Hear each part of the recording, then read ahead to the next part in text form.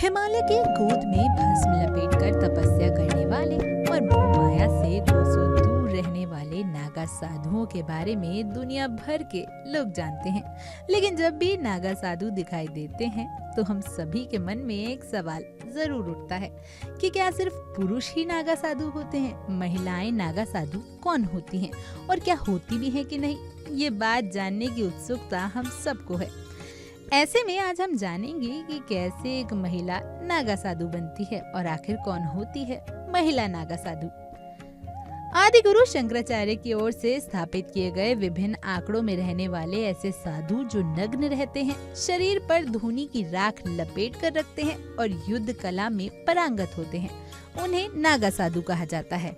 अगर बात करें महिला नागा साधु की तो महिलाएं कठिन तपस्या के बाद नागा साधु बनती हैं। इसके लिए उन्हें सालों तक तपस्या करनी पड़ती है, जीते जी अपना पिंडदान करना पड़ता है, सिर मुंडवाना पड़ता है और कुंभ में स्नान करने के बाद आखिरकार महिला नागा साधु बनती है।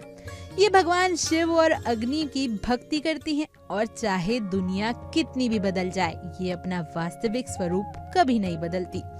महिलाएं नागा साधु जटाएं रखती हैं, माथे पर तिलक और शरीर पर राख लपेटती हैं, यानी कि बाकी नागा साधुओं की तरह रहती हैं, लेकिन बिना कपड़ों के रहने के बजाय गेहूं रंग का एक वस्त्र धारण करती हैं। इस कपड़े को गति कहा जाता है। महिलाएं नागा साधु का ये वस्त्र बिना सिला हुआ होता है, जिससे वह तन को ढकती हैं। ये महिला नागा साधु दुनिया से दूर जंगलों, गुफाओं और पहाड़ों में रहती हैं और भगवान की भक्ति में लीन रहती हैं। अगर कोई महिला नागा साधु बनने की इच्छा व्यक्त करती है तो महिला को नागा साधु बनने के लिए काफी कठिन पड़ाव से निकलना पड़ता है। उसे 6 से 12 वर्ष तक ब्रह्मचर्य का पालन करना होता है।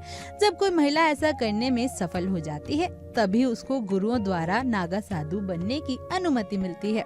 साथ ही उनकी पिछली जिंदगी के बारे में जानकारी निकाली जाती है। उनको गुरुओं को विश्वास दिलाना होता है कि वे इसके योग्य हैं। महिला नागा साधु के पद में शामिल होने की प्रक्रिया में कम से कम 6 से 4 साल का वक्त लगता है।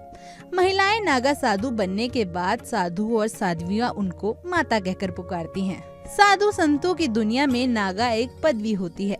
ऐसे उनके कई संप्रदाय होते हैं, जैसे शैव, वैष्णव और उदासीन संप्रदाय।